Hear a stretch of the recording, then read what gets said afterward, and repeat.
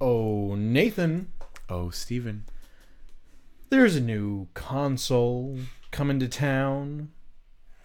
Oh, do tell. It's called the Mad Box, What do you- made by Slightly Mad Studios. Just slightly mad. yes, Slightly Mad. We're all slightly mad here. It's not the Slightly Mad Box, though. It's just the mad. So they're slightly mad, but they made a box that is mad. Which makes it more mad than they are. Yeah, because they're just slightly. So where'd all this extra madness come from? Maybe that's why they're slightly mad. Okay. Too much mad. I've said this word. They incorporated some of their mad into the Mad Box, so now they're just slightly mad. Yeah, exactly. That's kind of like an export. I get you. I yeah. get you. Makes sense to Yeah. me. Total sense. So this console coming out, it's going to be actually the CEO Ian Bell let Variety know that the console will probably release in about 3 years. Oh. And it will support up to 120 frames per second virtual reality play, and it will support the most major VR headsets. So Something he did say is that it will, the specs will be equivalent to a very fast PC 2 years from now. Well, we don't know what a very fast PC little will did you be know, 2 they've years got a time machine. They went into the future. But here's the deal. They It nabbed comes that out in tech. 3 years. A very fast PC 2 years from now.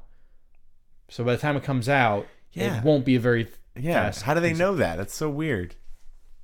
Anyway, They know something that we don't. apparently. You just gotta trust the process. Wait, you build a time machine out of a DeLorean? Where we're going, we won't need roads. We won't need consoles. Anyway, so apparently said Nintendo. That's another Yeah. story.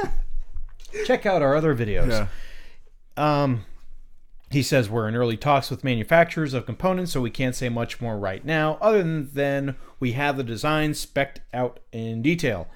Kind of throwing a little bit of shade at Microsoft, Sony, and Nintendo, he said, "We think exclusives are exclusionary." That's a cringy statement going on. But given that we'll be shipping a cross-platform engine to all developers, it will be their choice. As of now, we have no plans to pay developers incentives to exclude other hardware vendors. The industry is a little too much of a monopoly or a micro oligopoly. I don't know what oligopoly. I guess it's some form of Speak monopoly. English.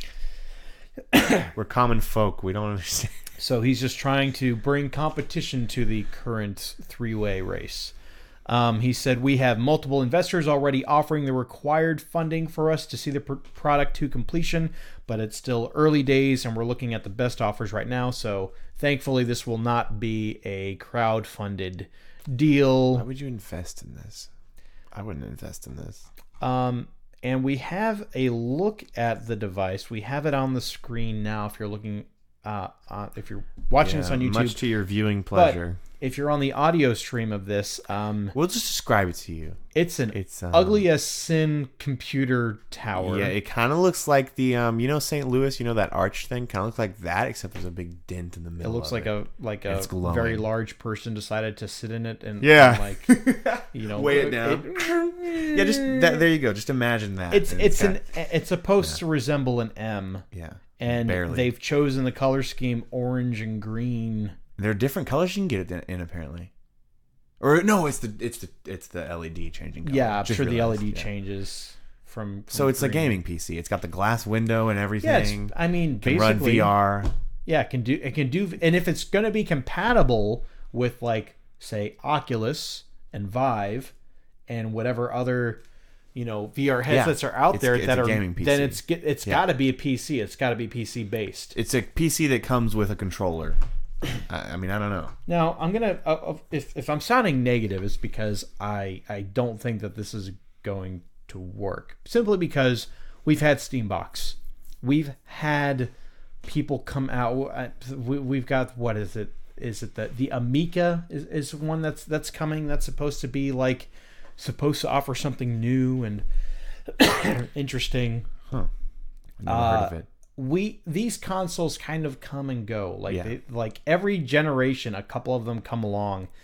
hardware generation, like contenders come in and they think that they can stir things up, and then they just don't. They try to dip their toes in the water, and they realize it's a lot hotter than they thought. Right. And they're like... See, in the 80s, it was easy for a toy company like Nintendo to come into video games. Yeah. It was easy. Video games weren't like...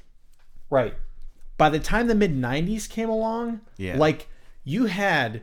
And I know you weren't around during this time, but in the mid-90s, when Sony got into it, number one, they got into it because... they tried to join with Nintendo and like make a PlayStation / Super Nintendo. Basically, it was like a Super Nintendo with a CD drive. Oh. Okay, like they were gonna basically take on Sega because Sega had the Sega CD on to the Sega Genesis, and that's what was gonna happen. And then Nintendo kind of shunned them and had a partnership with Philips CDI, which just look up Philips CDI Nintendo if you ever want to. You like watching cringy stuff? Yeah. Look that up. Oh, okay. Okay, it's bad. Basically, it bit Nintendo, and it also bit Nintendo because Nintendo basically made Sony make the PlayStation. Like their worst competitor, they created their worst enemy in the field. Kind of like when Nazi Germany turned against the Soviet Union in World War II. Yeah, kind of. It's like kind of a lot, actually. It's like, yeah. It's funny. So, but the thing is, like, Sony already then was an electronics giant. Yeah. And they got into it. Philips tried with the CDI. Panasonic tried with the 3DO. Atari was trying to like get back into it with the Jaguar. Like all these companies were trying to get in on it. Apple around this time even came out with something called the Apple Pippin, and it didn't take off. How did Atari get out of it? What happened? How did Atari fall behind? Because they were like the front runners, right, at the very beginning. Yeah, so they ruined things by having low quality games in the 80s, and it had a bit of the market crashed in 84, 83, I think. And it was because of like really rushed games that weren't good. So people just stopped buying them and just like held on to the game collections they had. And Nintendo that was the whole point of Rob the Robot, believe it or not. Rob the Robot was kind of made by Nintendo to get stores to even carry the Nintendo Entertainment System. Because they marketed it as, well, it's not really a video game system. It's more of a toy that uses your TV to play a game. Weird. Because Rob would move things. And so, yeah, they marketed it more as a robotic toy than a video game console. So Atari basically ruined it by pumping out crappy games. Yeah, they did. They did shovelware, and it wasn't good. So they tried to reclaim things. They came out in the early to mid 90s with the Jaguar, and it was like they were like, oh well, Super Nintendo and Sega Genesis, those are only 16-bit consoles. Ours is a 64-bit console. And they're just like, well, you could tell it's better by the numbers, but it's bad. Like the games didn't play well. They didn't have enough games. They had a horrible controller that had like a number pad on it. It was not good. All is to say, it's hard to make it in this business, right? And then who's the last company to come in and be successful? Microsoft. Oh yeah. By the way, the original Xbox made Microsoft $0. Oh really? Yeah, it was a complete loss for them. But then the 360 is like... The 360 took off. Yeah. Now, Xbox One hasn't been that great, but still, it's Microsoft. They don't have to be successful with the Xbox. Yeah, they've only had 3 then. Yeah. 3 console not generations. including like the increments. Yeah, that's crazy. Yeah. So they're okay. They don't have to worry about stuff. Nintendo doesn't have to worry about stuff because the Wii was massively successful, and they have like tons of money in the bank from the Wii selling so well. So unless you have like a ton of capital and you have these like mainstay classic franchises that you can go back to, You're not going to make it. Yeah, I just feel like it's too late in the game for this.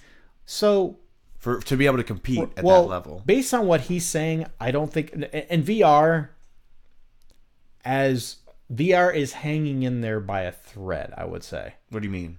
Like Oculus just came out with something called I think it's called the Oculus Go, and it's like a portable version of the Oculus, and the Vive also has like a wireless thing, but they're kind of doing what Samsung has been doing with their Gear VR headsets and almost like Google Cardboard kind of things, where it's a very basic headset that relies on, it's not really made for gaming. It's made for like taking a virtual tour, going underwater and looking at fish. Which that's fine for VR. Place. Yeah, if you want to just use your smartphone, you can do that instead of having like Google Cardboard. A really good PC too. Yeah. You don't need a really good PC to do video in VR. So, if he's talking about VR, it's like, dude, you're behind the times. I don't care what kind of 120 refresh rate. That's not that big of a deal. So, it's kind of behind the times.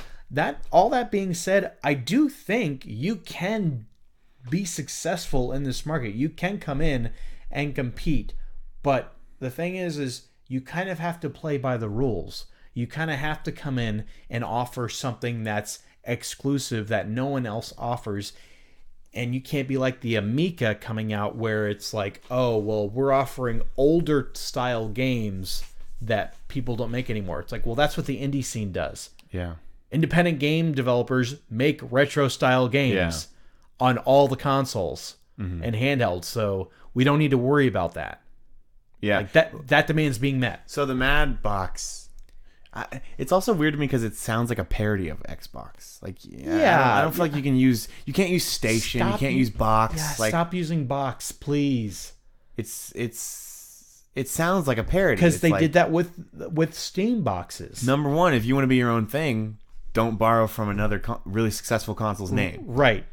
That's just going to remind people of the thing that's better, and then so it seems like they're kind of coming in just like, why can't we all just not have exclusive games? So they're going to try to that's the other thing. It's like, well, so you're not aiming for exclusives, if any, this past year alone has proved how important console exclusives are to gaming. Yep. It's been basically Smash Ultimate, a two-way battle between the Switch and the PlayStation. Yeah. Like, exclusives sell consoles. They do. People will buy. Now, sometimes people will go out and just buy like Red Dead Redemption 2. Mm-hmm. People will be like, okay, well, I want to play it at native 4K resolution, so I'll go out and I'll buy an Xbox One X. Yeah. Sometimes that works, but most of the time it's exclusives, because God of War, you're not going to play that on anything else. Yep. Spider-Man, you're not going to play that on anything else. Smash, you're not going to play it on anything else. Yeah. And like, it's tough coming in as like the Mad Box or whatever if you don't have any license to they can't just make up their own video game and have people be like, ooh, I want to play that. Like, I can't see that happening.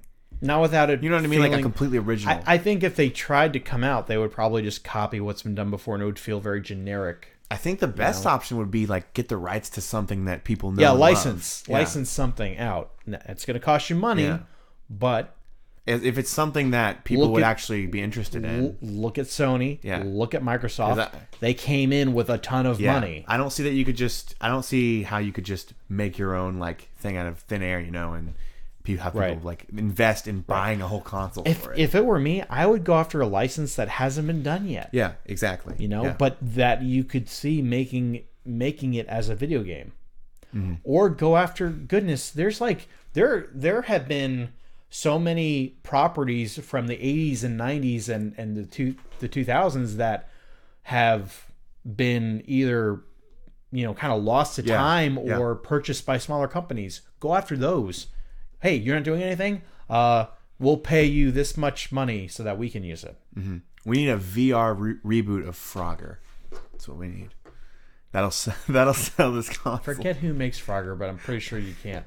can't get to the rest of it. I see what you're saying. Yeah. But yeah, I think I'm not one of these naysayers that thinks that flat out you can't do it. It can't be done at all. I just think that there's a very specific way to do it. And while I'm happy that they're not doing crowdfunding, because I feel like it would have all the signs of a failure if they did crowdfunding. It's an ugly machine, and it is just a concept that we're looking at. It's ugly, and it just looks like a PC tower. Really big too. We don't have any size reference. Yeah, but it looks that's the other really thing. Big. But it looks like it's just going to be an eyesore in a living room that no one is going to want to have. That's the nice thing about consoles. They blend in, and they're sleek. They're compact. Yeah, and they're not an eyesore. Yeah, like this thing. Yeah, big fat M in your living room. So yeah. Anyway, sound off in the comments. Let us know if you think we're off our rockers, or if, like us, you think maybe not do this. Maybe you're intrigued. I don't know. Could be.